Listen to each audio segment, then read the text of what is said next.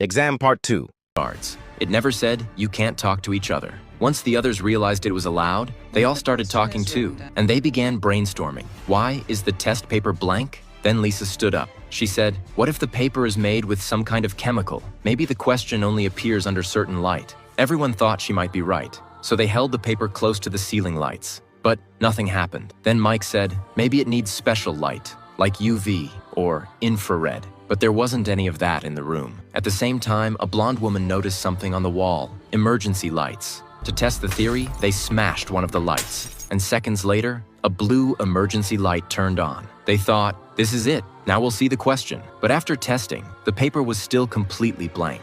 Kevin thought they picked the wrong color. Maybe there were other lights in the room. Then Boa, who was super observant, pointed something out. There was another light tube on the wall that hadn't turned on yet. That gave them hope. So they smashed that emergency light too.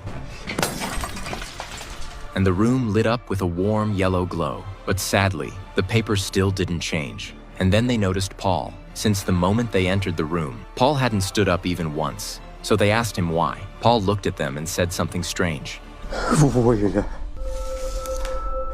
What they didn't realize was that Paul had just revealed the secret of the blank paper.